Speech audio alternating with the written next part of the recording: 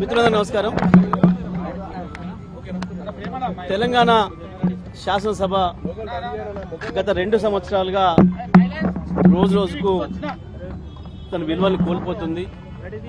తెలంగాణ రాష్ట్రం ఏర్పడిన మొదటి రోజు నుండి కూడా గౌరవ కేసీఆర్ గారు శాసనసభను కావచ్చు, శాసన మండలి కావచ్చు, సభల యొక్క గౌరవాన్ని వాటి యొక్క ఉన్నతిని పెంచే పద్ధతుల్లో అద్భుతంగా సమావేశాలను నిర్వహించడానికి ఫ్లోర్ లీడర్గా వారు చేసే కృషి అందరికీ కూడా తెలుసు. ఆనాటి మా స్పీకర్లు కూడా మరి ప్రభుత్వ ఆలోచనల మేరకు చాలా ప్రజాస్వామికంగా అన్ని సమస్యలు చర్చకు రావాలి, శాసనసభ అంటేనే రాష్ట్ర వ్యాప్తంగా ప్రజలందరూ కూడా ఎదురు చూస్తుంటారు, అనేక వర్గాల ప్రజలు వాళ్ళ గొంతులు శాసనసభలో వినిపించాలని చెప్పి కోరుకుంటారు. సహజంగానే ప్రతిపక్షాల దగ్గరికి వెళ్ళి వాళ్ళు అనేక వినతులు ఇస్తుంటారు. వాటి అన్నిటి కూడా ప్రశ్నల రూపంలో ప్రతిపక్షం అడగాలని, కొంత వాళ్ళకి ఏదైనా దాని నుంచి ఊరట లభిస్తుందని చెప్పి భావిస్తారు. సమస్యలన్నీ కూడా ప్రస్తావనకు వస్తాయి. కానీ ఈ శాసనసభ గత సంవత్సరం కావచ్చు, ఈ సంవత్సరం కావచ్చు, రోజు రోజుకు దిగజారిపోతూ ఉంది. మనం పక్క రాష్ట్రాల శాసనసభను చూసి నవ్వుకునే వాళ్ళం గతంలో, మన శాసనసభ ఎంత పద్ధతిగా నడుస్తుంది అని చెప్పి. కానీ ఇవాళ ప్రతిపక్షం గొంతు నొక్కుతూ అధికార పక్షం పూర్తి స్థాయిలో దాడి చేస్తూ ఒక నిరంకుశమైన పద్ధతుల్లో సభను నడిపించడానికి ప్రయత్నం చేస్తూ ఉంది. ఇవాళ ముఖ్యమంత్రి గత చరిత్రలో ఎక్కడ కూడా, భారతదేశ చరిత్రలో ఏ శాసనసభలో ఏ ముఖ్యమంత్రులు మాట్లాడినటువంటి అసభ్యమైన పదజాలాన్ని ఉపయోగిస్తుంటే కూడా స్పీకర్ గారు ఊరికేనే మౌనంగా చూస్తుండిపోతూ ఉన్నారు. గత సభలో కావచ్చు, చివరికి విలేకరుల గురించి శాసనసభలో ముఖ్యమంత్రి మాట్లాడిన అసహ్యకరమైన భాషను కూడా కనీసం ఖండించలేకపోయాడు స్పీకర్ గారు, దాన్ని తొలగించలేకపోయారు. ముఖ్యమంత్రికి అంత దిగజారి మాట్లాడుతున్నాడు. ఇవాళ కూడా చివరికి ఎక్కడి దశకు వచ్చింది అంటే, స్పీకర్ గారు మా శాసనసభ్యులు, సీనియర్ శాసనసభ్యులు మాట్లాడితే కూడా మీరు ముఖ్యమంత్రిని విమర్శిస్తే నేను మీకు అవకాశం ఇయ్యాను, మీకు మైక్ ఇయ్యను అని చెప్పే దగ్గరికి పోయింది. అంటే స్పీకర్ గారు సభ నడిపే విధానాన్నే మర్చిపోతున్నారు. వాస్తవానికి స్పీకర్ ప్రతిపక్షాల యొక్క కేటెక్ చేయాల్సిన బాధ్యత, వాళ్ళను చూసుకోవాల్సిన బాధ్యత స్పీకర్ గారిది.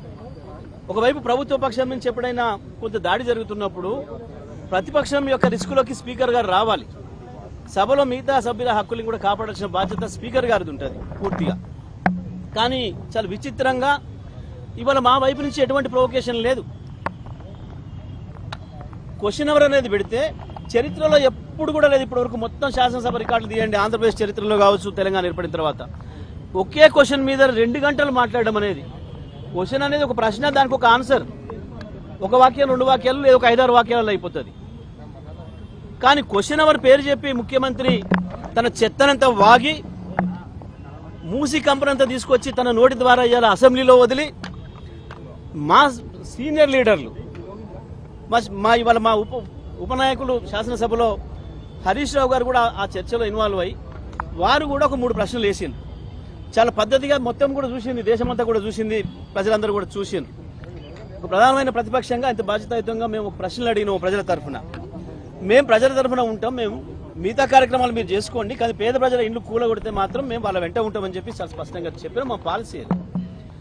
ఆ తర్వాత ముఖ్యమంత్రి ఇష్టం వచ్చినట్టు దాడి చేసేసి మాకు అవకాశం ఇవ్వకుండా ఇంకొక ప్రతిపక్షానికి అవకాశం ఇచ్చేసేసి మూసేస్తున్నప్పుడు మేము మా 2వ శాసనసభ్యురాలు, మా ఇంకో ఉపనాయకురాలు సబితా ఇంద్రారెడ్డి గారికి అవకాశం వస్తే వారు మూసి ప్రస్తావన తేగానే స్పీకర్ గారు మైక్ కట్ చేస్తారు. సునీతా లక్ష్మారెడ్డి గారికి అవకాశం ఇచ్చి వారు మాట మొదలుపెట్టే ముందే మళ్ళీ కట్ చేసిండ్రు. మా ఇంకో డిప్యూటీ లీడర్ గారు తలసాని శ్రీనివాస్ యాదవ్ గారు, సీనియర్ నాయకులు, వారు మాట్లాడి ఇది పద్ధతి కాదు, శాసనసభను ఇట్లా నడిపితే ఎట్లా, మా సభ్యులు ఒక్క మాట కూడా అనలేదు, ముఖ్యమంత్రి గారు వారి ఇష్టం వచ్చిన పద్ధతుల్లో మాట్లాడినరు, ఇది సరైనది కాదు అని చెప్పి వారు మాట్లాడుతుంటే వారు మైక్ కట్ చేసారు. చివరికి మళ్ళీ మేమందరం డిమాండ్ చేస్తే హరీష్ రావు గారికి మైక్ ఇచ్చి దాన్ని కూడా కట్ చేసేసి మీరు ముఖ్యమంత్రిని విమర్శ చేస్తే నేను మైక్ ఇవ్వను అని చెప్పి మాట్లాడితే అసలు ఇది మన ప్రజాస్వామ్యమేనా, సభ నడిపే విధానమేనా? ఇది ముఖ్యమంత్రిని విమర్శించకపోతే ముఖ్యమంత్రిని డబ్బా కొట్టడానికి వస్తుందా ప్రతిపక్షం ఎక్కడన్నా? ప్రతిపక్షానికి స్పీకర్ గారు నిర్దేశిస్తాడా ఏం మాట్లాడాలో? ముఖ్యమంత్రిని పొగుడుతూ మాట్లాడమని స్పీకర్ గారు రాసిచ్చింది చదవడానికి వస్తుందా సభకి ఎక్కడైనా ఎవరైనా ప్రతిపక్షం? కనీస విలువలు లేకుండా, కనీస సాంప్రదాయాలు తెలియకుండా, సభను నడిపే విధానమే లేకుండా, ఇవాళ ఒక నిబంధనలు అనేవి లేకుండా ఇష్ట రాజ్యంగా స్పీకర్ గారు సభను ఏదైతే నడుపుతున్నారో మేము ఆ స్పీకర్ గారి వైఖరికి నిరసనగా ఇవాళ ముఖ్యమంత్రి మాట్లాడిన ఆ ఘోరమైన భాషకు నిరసనగా ఆయన కంపు భాషకు నిరసనగా మేము ఈరోజు సభను బైకాట్ చేసి రావడం జరిగింది. తప్పకుండా ఈ పద్ధతి ఇలాగే కొనసాగితే సభను ముఖ్యమంత్రి స్పీకర్ గారు ఒకరే నడుపుకోవాల్సి వస్తుంది తప్ప మిగతా వాళ్ళు రారు. ఇది ప్రజాస్వామ్యంలో జరగాల్సిన విధానం కాదు. ఇప్పటివరకు భారతదేశంలో ఏ సభ చరిత్రలో కూడా ఈ రకంగా ఒక స్పీకర్ రూలింగ్ ఇచ్చే పద్ధతి ఉండదు. ముఖ్యమంత్రి గారిని పొగడండి, మీరు ముఖ్యమంత్రి విమర్శిస్తే నేను అవకాశం ఇవ్వమని చెప్పడానికి స్పీకర్ గారికి అటువంటి అవకాశమే లేదు, ఏ నిబంధనలలో కూడా లేదు. కానీ నిబంధనలు ఏమీ లేవు, మా ఇష్టం వచ్చి నడుపుతాం, మేము ఏం చెప్తే కదా ఇక్కడ అని అనుకుంటే మాత్రం కరెక్ట్ కాదు. స్పీకర్ గారు కూడా నిబంధనలే ఉంటాయి, శాసనసభ నడపడానికి నిబంధనలు ఉంటాయి. తప్పకుండా నిబంధనల ప్రకారమే నడవాలి. సభలో అందరి సభ్యులకు సమాన హక్కులు ఉంటాయి, వాళ్ళ హక్కుల్ని కాపాడాల్సిన బాధ్యత మాత్రమే స్పీకర్ గారికి ఉంటుంది. ఈ విషయాలు కూడా మర్చిపోయి ఏకపక్షంగా ప్రభుత్వానికి సపోర్ట్ చేస్తూ ఏదైతే స్పీకర్ గారు ఇవాళటువంటి మాటలు మాట్లాడినరో మేము దానికి నిరసనగానే మేము ఈ రోజు సభను బాయ్కాట్ చేసి రావడం జరిగింది.